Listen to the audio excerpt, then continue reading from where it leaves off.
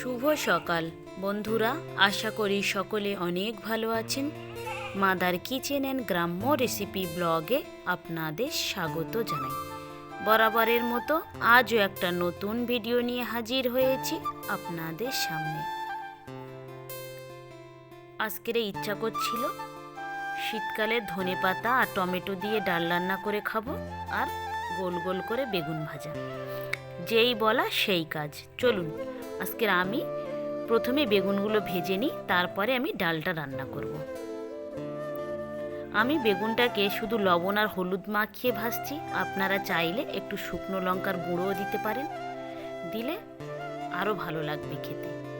কিন্তু লঙ্কার গুঁড়ো দিলে একটু কাশি হয় বলে আমি দিলাম না। আমি শুধু নুন আর হলুদ দিয়ে বেগুনগুলোকে ভেজে নিচ্ছি।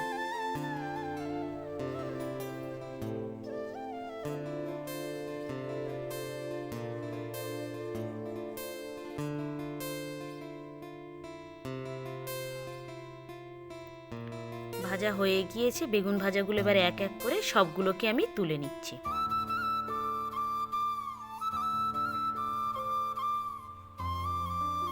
রান্নার জন্য প্রথমেই আমি প্যানে তেল দিয়েছি, লঙ্কা কুচি আর পেঁয়াজ কুচি দিয়ে একটু নাড়াচাড়া করে নেব।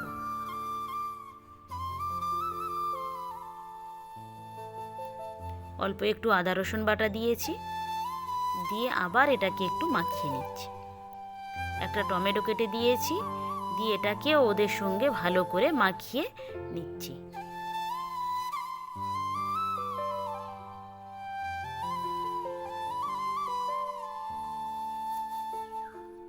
স্বাদ মতো লবণ দিয়েছি।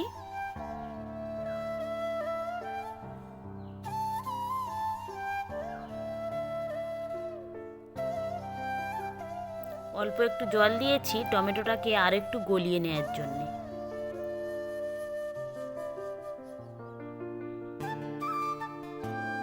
ভালো করে গলে যেতেই আমি ভেজিয়ে রাখা ডালগুলো ঢেলে দিয়েছি,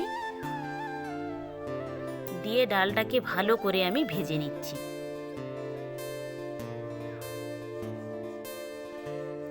ভাজা হয়ে গিয়েছে, যতটা আমার জল লাগবে সেই পরিমাণ মতো আমি জল দিয়ে দিয়েছি, দিয়ে এটাকে একটু ভালো করে নাড়াচাড়া করে নিচ্ছি।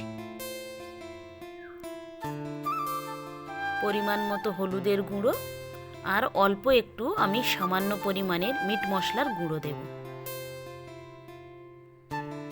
আমার মনে হয় ডালে একটু মিট মশলার গুঁড়ো দিলে এর গন্ধ বা স্মেলটা খুব সুন্দর লাগে, আর খেতেও আমার খুব ভালো লাগে। এবারে আমি এটাকে একটা ঢাকায় ঢেকে দিয়েছি। কিছুক্ষণ পরে ঢাকাটা খুলে আমি দেখব ডালটা কতটা সিদ্ধ হয়েছে।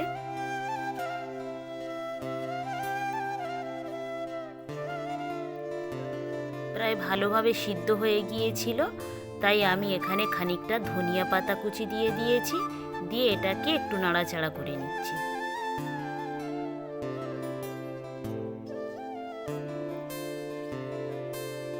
হয়ে যেতেই উপর থেকে আমি একটু জিরে মরিচের গুঁড়ো ছড়িয়ে দিয়েছিলাম। চলুন এবারে গরম ভাতের সঙ্গে বেগুন ভাজা আর এরকম ঘন ডাল দিয়ে ভাত খাওয়া যাক। ভিডিওটা তাহলে এখানেই শেষ করছি। ভালো থাকবেন, সুস্থ থাকবেন, আর ব্লগটি কেমন লাগলো অবশ্যই জানাবেন। ভালো লাগলে একটা সাবস্ক্রাইব করে দেবেন। দেখা হবে পরবর্তী ব্লগে।